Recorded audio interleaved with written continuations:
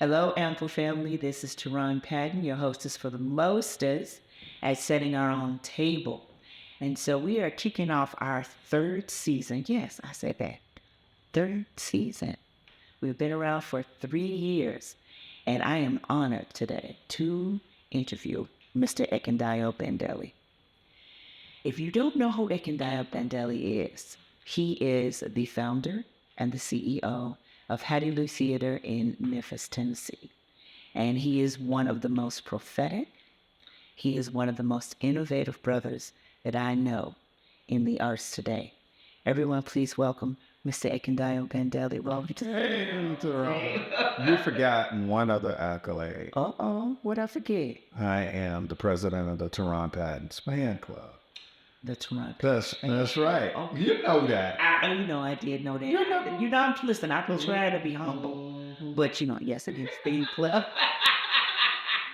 And you are the president of here. So listen, I brought you here today because you and I were always talking about theater and the arts and what's happening in Black theater today.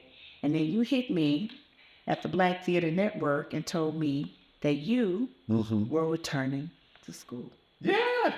So you are at Morehouse. That's I am. Yes, I am at Morehouse College. Well, it's always been a dream. And actually, I was there back in the 90s, right? But my family was still in Memphis.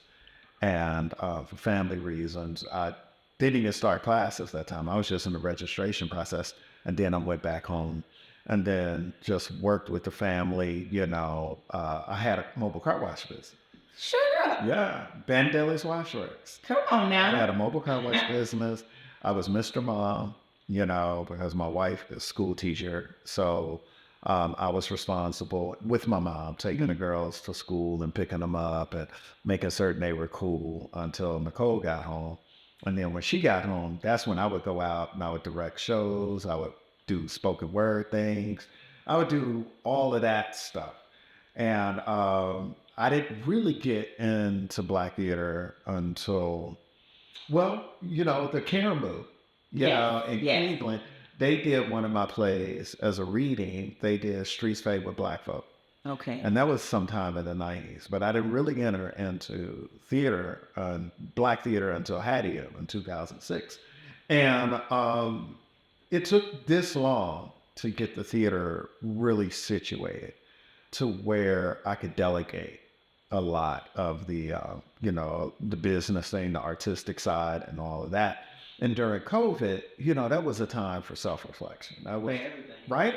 That was a time to say, you know what, if we get out of this, life is short. You never know what's going to happen. Right? And so Morehouse has always been a dream, but I never had the opportunity. Okay. And so during COVID, my wife and my eldest daughter, we oftentimes walk out dogs, we call them the boys, they're not dogs, around the neighborhood, and we would daydream, right, about various things. And then we daydreamed about me going to Morehouse.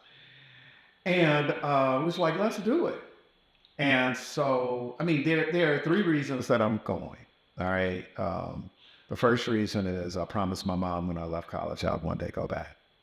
That's reason number one. Reason number two is because it's a bucket list item. It's something that I always wanted to do. And no other school, right? I think with my resume, I could have chosen any school in the country. That's what I was just about to say. With your resume between Washington, D.C., you could have went anywhere, but you chose the house. I chose the house. And then the third reason is because of a project or a program we got going on at Hattie that requires me to have my terminal degree. And so I'm 50, right? And this is just a great time. The theater is situated. My family is situated, It's just the opportune time to kick this bucket. So being there, because, I talk to people all the time, and I'm always engaging with the young people, and, we're usually going in those situations as the mentor or the teacher, right? And so you're back there, and now you one of the students. Yeah. So, because we went through training at a different time in a different era, Right? And what was important to us when we were in training. I find that it seems like now there's a difference. What differences do you see in the things that we learned before, and then how they're engaging and approaching the, art, arts or at Morehouse? Oh, well, so here's an interesting thing, right? So, one, you can get a theater degree at Morehouse, but none of your theater classes are at Morehouse.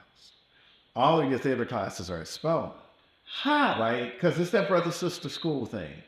And so, just like there are classes that Spelman doesn't offer, where the sisters have to come over to Morehouse and take those classes. But that's great, though. It is. It is. So when we talk about theater, at the house, it is still a Morehouse degree, but we have to talk about the classes that I'm taking in Giles Hall on on Spelman's campus. Right now, I only have one professor, two professors who I'm taking 3 classes from. I got Todd Studebaker. I'm taking production, which is kind of like, producing shows and stuff, which I kind of know how to do. Just a little bit. A little bit. And then I'm taking 2 classes from Keith Arthur Bolden, who's actually quite accomplished, in theater and film, right? I knew of Keith, Uh-huh. but I didn't really get a chance to vibe with him until Black Theater Network this time. But you know what? Here's the thing. He is amazing. But I only knew Keith as an actor and a director. I did not know him as a teacher, right? So when you ask what is it like for the way that we learn and Right. the way that they learn, the thing is, or they are learning, the thing is, Keith brings to class the way that we learn.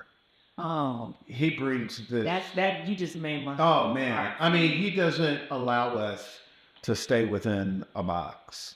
He really, and now mind you, I'm not an actor, and so what I'm learning. Lies. Well, I'm not. That, Lies. I'm learning. So I take 2 classes. I take Principles of Acting, and I take Breath, Voice, and Movement. Okay. And having run Hattie, having been involved in theater internationally, you kind of go in thinking like, oh, I done seen stuff. I done dealt with all these celebrity actors and stuff. I mean, I was humbled by the information and technique that Keith brings to classes. And it was, I don't know, mind-blowing, mind-boggling that there was still so much room for me to grow. Well, technique, you said the key word, which is technique, because Yes. I find that now, there seems to be this, the word that's being thrown around, is this organic, right? Yeah. And technique seems to be something that, from what I've seen, the younger people, they kind of get away from. They find it to be limiting, or they find it to be stagnant. That it's like, you guys are being too rigid. Yeah. And what they call rigid, Hmm. I call discipline. And it's craft. Right? We're getting away from craft. Right. Right? Everything is kind of becoming fluid. And that's another word that's being used a lot. It's fluid, which means it's malleable. It can change shape. And it's just, what? The best thing is like Basquiat. All right. You look at Basquiat's work, and sometimes it looks like it's childish. Sometimes it looks like somebody just splashing paint on the canvas, right? Right. But Basquiat, if you look at some of his earlier work, was an incredible painter and illustrator and drawer. He knew how to do everything that they were doing in the classics during Cubism. He understood everyone from Rembrandt all the way up to Picasso. Right. So once he understood all of that, he was able to break the rules to create his own style. Which is the thing that. And now If no you one learn really it- knows the rules. Yes. It's just, I'm not going to study the rules. I'm not going to practice the rules. I'm not going to figure out what came before me. I'm just going to jump in here, and what I do is right. But isn't that, I find that to be, I would think that would be even more limiting. Well, it is. I mean, Right. think about it. Think about some of the things that we're creating today. Are they going to be around for 100 years? Are we going to be studying them the same way that we study Paul Robeson, Right. and way we study Zora Neale Hurston? the same way we study Basquiat. Now, there are some incredible painters in Chicago, Theaster Gates, who's doing incredible things. So there are, but it's so much in the minority and not in the majority. Like back in the Harlem Renaissance, during the Black Arts movement, during those, even during Black exploitation during the 70s, you just had this community, national community of artists who were pumping out incredible work. Yeah. Right? Yeah. And there was so much collaboration. Well, I find that I used to think, people used to say to me, well, there's art, and then, and then there's the visual art. And yet I've been finding lately that there is, I never thought there was before, but there is a collaboration between visual arts and living arts or live art. You know what I mean? I didn't see it before, but you helped me to see that with the wonderful exhibit that you all did. Yeah. At the National Black Theater Festival that you all did. Let's talk a little bit about that. Listen, everyone, it was a beautiful exhibit of paintings that Heidi Lou had commissioned artists to do. And it was so, even though they were still, they were alive. It was like being in a room with like 6 or 7 live canvases. Talk a little bit about how that came about. Well, it started with this guy named Eric Kerr, who goes way back and had very early on, right? And I was really getting into the history of Black theater. And there was this cat, Burt Williams, back at the turn of last century, right? Who was I think the first millionaire performer. And he was all on the Broadway, but he did a lot of blackface because that's what it was during the time, right? So I was learning about him, but I wanted to see him because how many people do we hear about, but we've never seen them? Yes. So we hear about today Susan Laurie Parks. Right. You hear about Ruben Santiago Hudson, or you hear about Katori Hall. But if they were walking down the street, you wouldn't notice them. Right. And there is something about the way a person carries themselves, the way they look, the way they dress, right? That is an external representation of their art.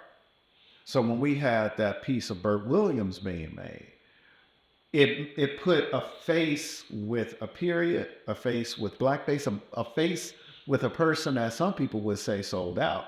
I believe that Spike Lee's Morehouse brother. Gotta give it up. Is I think his movie Bamboozled is slightly based on the life of Burt Williams. And so there were a couple of reasons we did the Hattie Lou Art Collection. One was definitely to put a face with the art. Now, all of these are Black thespians. All of these are individuals who are the reason we have Black theater. The other reason is all of these paintings are created and painted by Black Memphis artists. And there's a lot, in the media and stuff about Memphis, but one thing there is about the Renaissance in art that's going on in our city.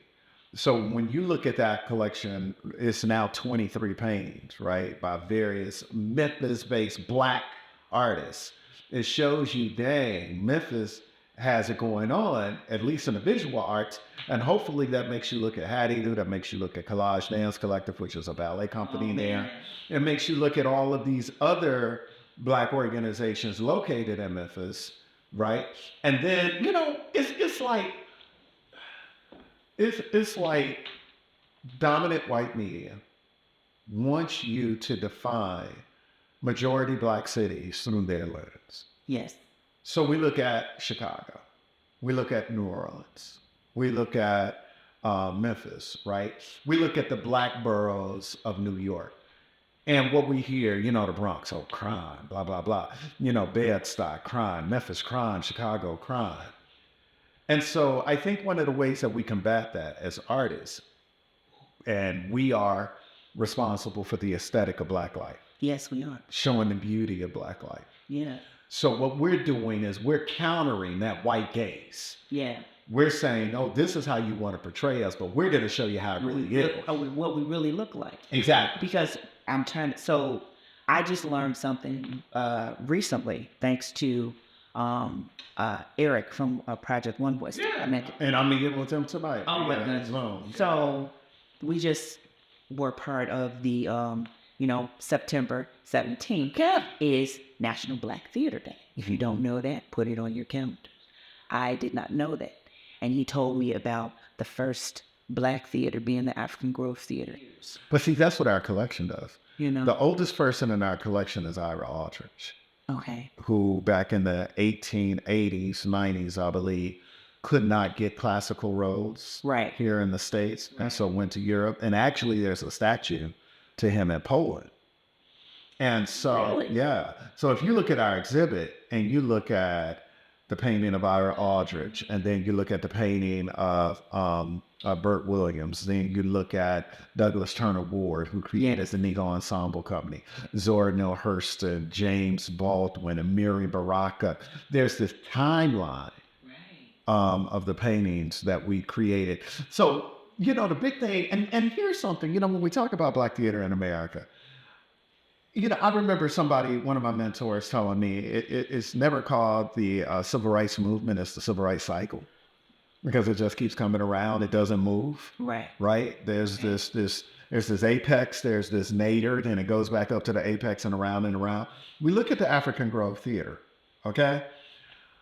What closed them? Broadway closed them down. Young Broadway, because they were doing Shakespeare. Right. And white folks said, you can't do what we're doing. Right. And there's this maxim I live by that says, looking at the so-called dominant culture, that says, oh, we can be great. We just can't be as great as you. Right. And I learned this at National Black Theater, and I've changed my lexicon for this. There's this whole term going around about white supremacy. Well, I changed it because of somebody else who told me. And this person I don't want to put this person's name out there, but this person was like, what is supreme? She was like, it's white savagery. The action that they have done, whatever you think is supremacy is oppression, right? It is destruction. So that is one of the I think, a more accurate term. But if you look at what happened to the African Grove Theater, right? You look at what is happening to Black theaters now with this equity, diversity, and inclusion. With funders telling white theaters to do more of what we're experts at doing. And so what we do is they hire us and we go over and we do their thing. And then the funders say, okay, Black theaters are no longer relevant. It's kind of the same thing. It's like back then, Broadway said, you can't do what we're doing. And now you have these Black theaters who start advancing and on an incline. And then there's that white theater machine that says, wait a minute, you can't do what we're doing. Not that you're doing the same work, but you're being successful. We're successful. You can't do what we do. You're supposed to struggle. That's what Black theater is supposed to do. That is your history, is struggle. And when you stop struggling, wait a minute, right? And then all of these problems that seem to come from nowhere start attacking Black theaters. And then, what happened with Crossroads, one of our stalwart theaters. In the same year they won a Tony, they dang near closed. How does that happen? It's so you have to look at the pattern of all of these theaters that we say, my same mentor said, don't be one of those people. Don't be one of those used to people. And I was like, what do you mean by used to? Exactly. He said, oh, I used to have a theater. Oh, I used to do music. Oh, I used to do this, right? And so we look all the way back to the African Grove Theater, and how many people from 1824 to today can say, I used to run a Black theater. I used to do this. It's a lot. So how do we, because I think you are one of the most innovative people I know in changing narratives. I've seen you, was part of when we were at the Vos. I remember that first time, and I remember hearing of you, and they kept talking about this Ekundayo Bandele. He's doing this and he's doing that, and I was like, well, what is he? Well, how is he any different, or what is he any different than what we've been doing, right? Those of us that have been on the set a little while, what? But then I met you, and I talked to you, and you made sense, right? You weren't trying to take what we already knew. You just had a way of looking at it at a different lens. So that's why I would ask this to be, what can we do? Right? What can we do So to change that narrative without giving up our integrity and without, because, we live in the world day and age right now where we have to be very careful not to offend. It's, anytime you have to be, we just had a conversation a little earlier about that, about now how it feels like, there's a little bit of eggshell walking when you want to talk about diversity, equity, and inclusion. Right. When you want to talk about the demise and the fact that there have been, since diversity, equity, and inclusion, there have been over 55 culturally specific theaters that are no longer with us. Right. So, what can we do as opposed to bitch and moan about it? So, What can we I'm a storyteller. Yes. All right. So 30 years ago, before my daughters were born, there was this guy. And he told me this very interesting scenario. He said, a man and woman lay down together, and before you know it, the woman is with child. And at the beginning, there's nothing. You don't feel anything. She doesn't, bam, bam, boom. Then as the time goes along, she starts to grow. She starts to feel something, right? The light growing inside of her. Then the further along she gets, she feels more, right?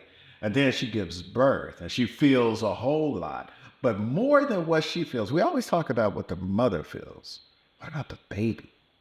Can you think about a body being compressed down a vaginal canal? And more than that, this body has been in this fluid where the temperature has been perfect, where it's been dark, and this body is now in the world, and the coldness of the air, and the sound, and the light, the shock, right? When something is born, it is uncomfortable. It is painful, right? It is disorienting.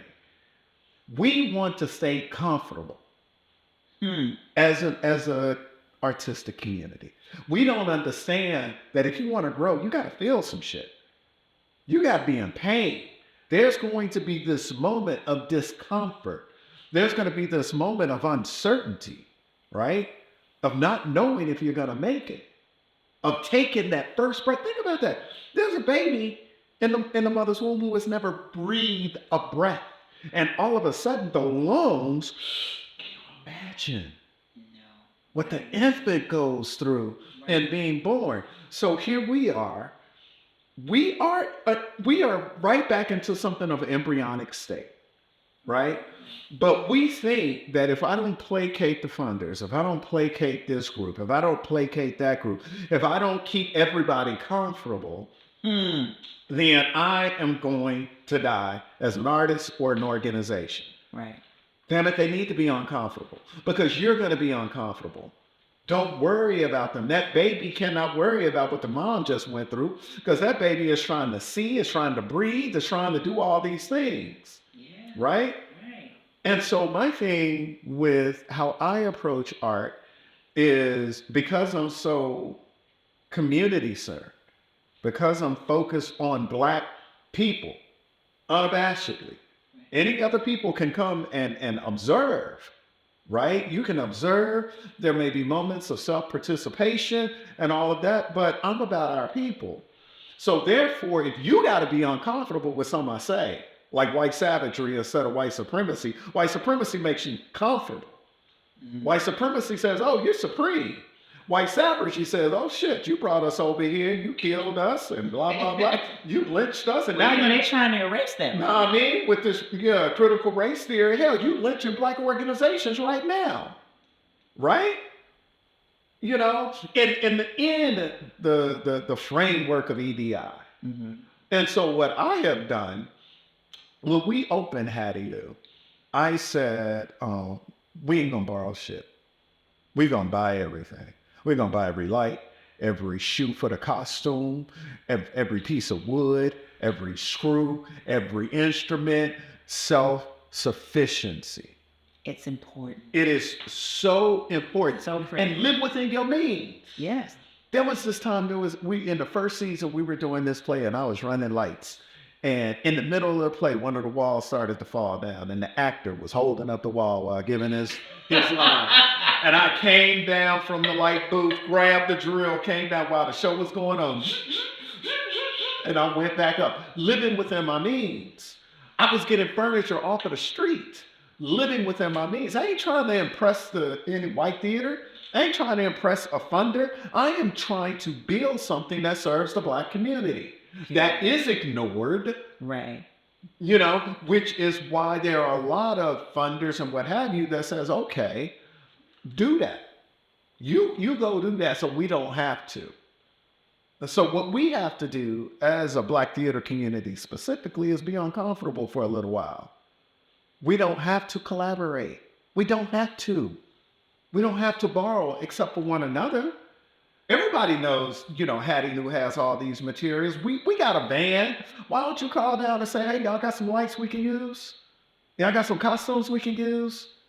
Ron Huns would do it at St. Louis Black Rep. In a minute. Eileen, there are so many black folk in theater who have open hearts, who believe in us as a people, that if you asked anything of us, we would do it. But we don't ask. And we don't ask because of ego. We don't ask because we want to have credit of doing it ourselves. And we don't need that credit. I don't take credit. There were so many people who mentored me, who nurtured me, who showed me the path to get where I am today. Right. And even still, there's this thing with Morehouse. They say Mother Morehouse puts a crown over your head that you got to grow tall enough to wear. Exactly. So where I am in my life right now, there is still a crown over my head that I haven't grown tall enough to wear yet. And I think that's the thing. For me, that's the most exciting, evolving, right? If you reach the ceiling, if you get to the top, you have nowhere to go. Nowhere to go. So there's no such thing as, the term GOAT, right? Yeah. The GOAT. This person is, that person is the GOAT. I hope nobody don't ever call me no GOAT. Well, I am GOAT. Right. I'm Capricorn. Let's be clear. I am that GOAT. But I will never stop learning. I will never stop evolving. And as you evolve, there are things or there are places and times in your life where you felt a certain way about a certain thing. Mm-hmm. But then as you evolve, it changes. Yeah. That doesn't mean you flip the script. I mean, you evolve. That means you evolved. Matthew McConaughey, when he was, I think, 25, he was in an interview and someone said, so, you're doing all this and film and blah, blah. So who is your hero? And he said, me in 10 years. And then think about that. The growth that I'm going to make between this point and 10 years from now, that's my hero. And at 35, who's your hero? Me at 45. Yeah. Right? We have another thing about Morehouse, all right, which is, again, why I went. Dr. Benjamin Elijah Mays, who was an incredible president at Morehouse College, he said, make certain that your work is so good that no one dead, living, or yet to be born can do it any better. Just strive for that. All the time. It don't matter if you achieve it. But you got to strive. You got to strive for that, right? And I mean, that's what sometimes we lack it. I was talking to my daughter about, trying to bring somebody in and, to one day take over and what have you. And some people just want it like that. And they only want it for 2 seconds. Only 2 seconds. They don't believe in careers. No. No one believes in a career anymore. It's like, I was interviewing this person. Young up and coming person. I called him and I said, listen, I'm at AMPA, but we're building something bigger. And I know at some point I'm going to have to move over to do more of Lily and Marcy. Because theater is more my wheelhouse than a museum, per se. And I believe in putting people where they're supposed to belong. They are people that look like me and you who do this museum at a better than anybody in the world. And that's who I want to collaborate. So anyway, I said, well, you've been in it, theater administration, you've been on these things. I want to offer you, is this something you might be interested in taking my place? And, at AMPA. And they said, well, what's going on with the Lily and Marcy with the theater? And I said, well, that's my wheelhouse. That's more theater production, production house or whatever. And so this person, now this gonna floor you. If somebody come to you and say, I want you to mentor you, I want you to, and this person said to me, no, I want to do what you do. And you've been doing it for right. I'm more interested in that over there. I'm not interested in that. I'm interested in what you're doing, or I'm interested in that. I want that. And I thought to myself, okay, not that that's a bad thing. I'm not saying it's bad, but, and I'm just gonna say it. What qualifies you? Yeah. Just because you think you can do it. What qualifies you? Haven't earned it. Haven't earned it. Well, I need to know. The problem is that learn and earn are confused as the same thing. Okay. If I learn something, right, you can go to YouTube and learn something, but did you earn it? Did you earn that knowledge or did you learn?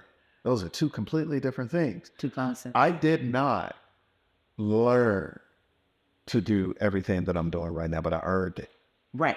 The first play I ever participated in, I think I was in charge of ironing the costumes in between shows.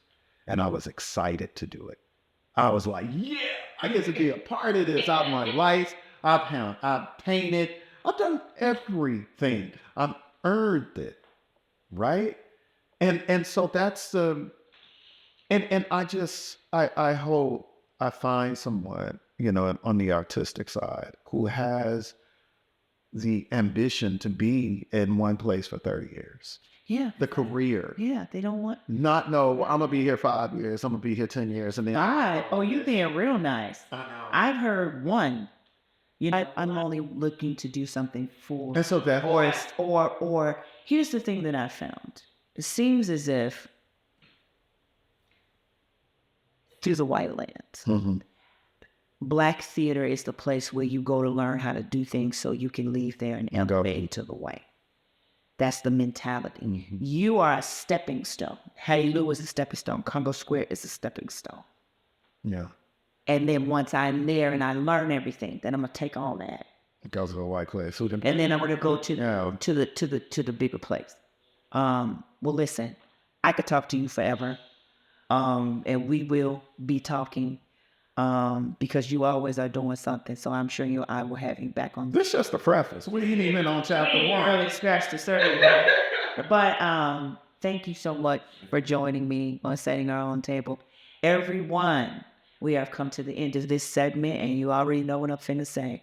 Artists around the world, let's get it.